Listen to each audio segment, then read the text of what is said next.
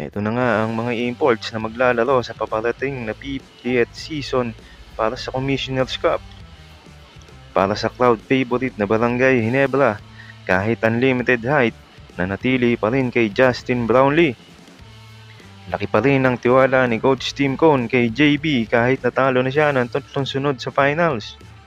Depensa ng Ginebra mentor, wala pa naman nakakatalo ng malaking import at laki lang daw ni JB ang nakakatalo sa kanya. At yun nga ay si Rondé Hollis Jefferson. Pipiliin pa rin ni Team Cone ng chemistry kaysa maganap sila ng malaking import. At kayang manalo daw ni Justin Brownlee ay siya pa rin ang import ng Gene Kings.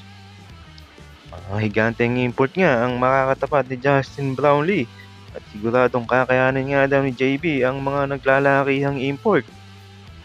Para sa San Miguel Beermen, si Marcus Lee na 6'11".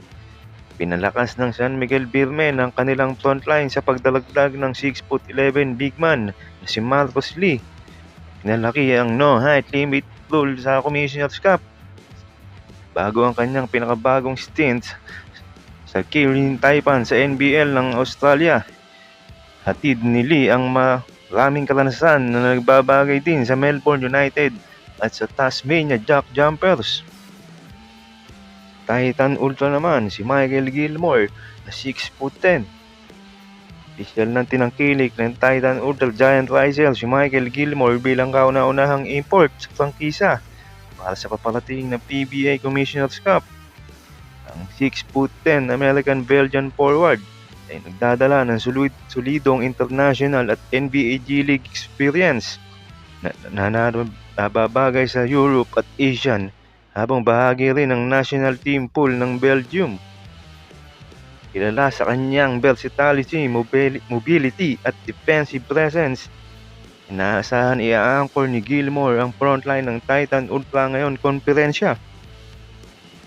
Para sa Phoenix Fuel Master naman, inuha nila ang American import na si James Dickey III, 6'10", 29-year-old, former teammate ni Justin Brownlee at KJ McDaniels sa Pelita Jaya sa Indonesian Basketball League sa huling season niya sa IBL. May 18.7 points per game siya, 11.7 rebound per game, 2.0 assist per game, at madami na ring experience sa overseas at naglaro sa Hungary, Israel, France, Germany at Ukraine. Para sa NLEX Road Warriors, kinuha nila si KD Lalane, 33 years old, 6'10". Nitong mga huling taon, dito umikot sa Asia ang kanyang basketball career sa huling naglaro sa Taiwan League. Sa kupunan ni Taiso Aquas, nag-average siya ng 15.8 per games, 9.5 rebound per games, 1.3 assist per game. Second round pick ng San Antonio Spurs itong si Lalane noong 2015. Pero hindi nakapaglaro sa NBA.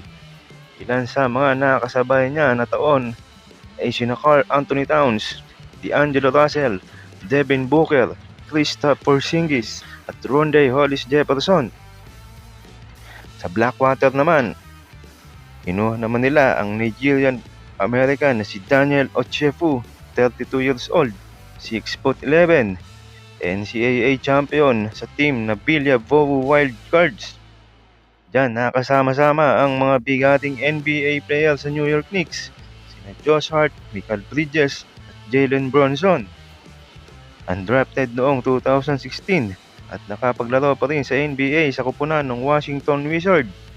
After na kanyang NBA stint, naglaro ito sa Spain, Mexico, Japan, Korea, Lebanon, Venezuela at Mongolia. Nakalaro din siya sa isang beses sa Nigerian national team sa FIBA African Championship. Doon pa sana naging import sa PBA nang kunin ng Rain or Shine 2023 Commissioner's Cup. Kaso nga lang, di pa nagsisimula ang tournament. Pinalitan agad sa pagbalik ni Coach Heng Giao, Rain or Shine, dahil hindi fit sa team. Naging import naman siya ng TNT noong taon na yon sa East Asia Super League. Tirapir Majib naman, ng 7-footer, ang kinuha na si Mubashir Ali, 7'1", 28 years old. naglaro sa Finland, Turkey at Qatar.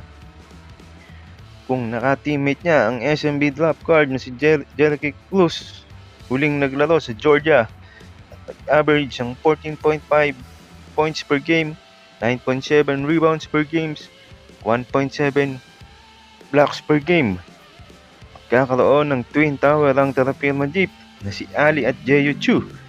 Maglalaro ang first overall pick ng Terrapilma Jeep sa paparating ng 50th season ng Commissioner's Cup.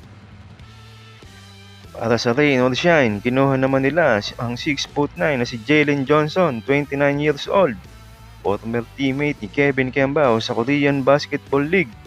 Sa koponan ni Goya Sky Gunners, produkto ng Louisville kung saan naka-teammate niya ang Cleveland Star na si Donovan Mitchell. Ilang team din ang napaglaruan sa NBA G League.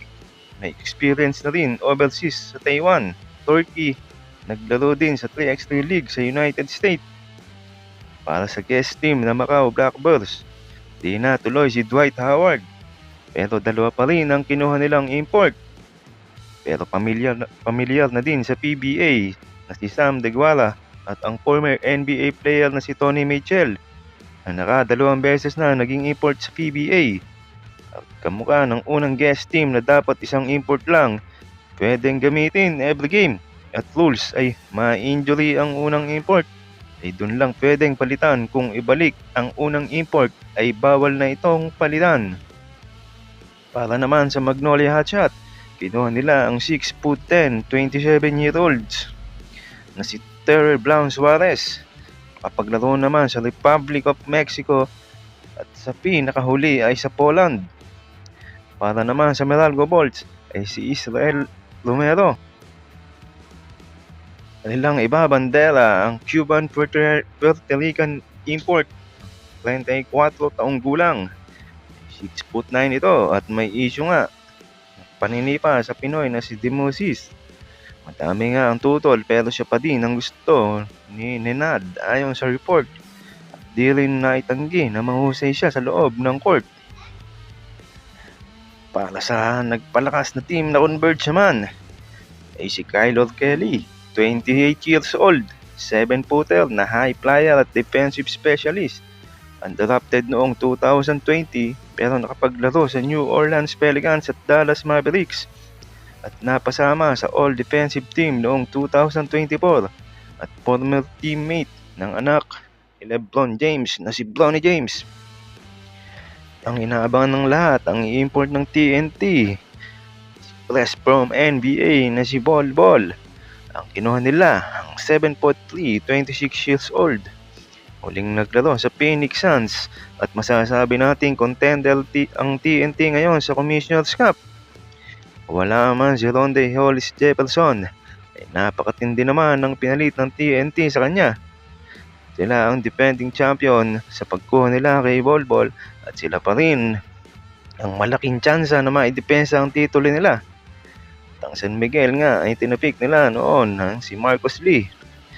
Pantapat now kay Bol Bol. Kamusta mga idol? Sports Zone PH para sa sports news and update.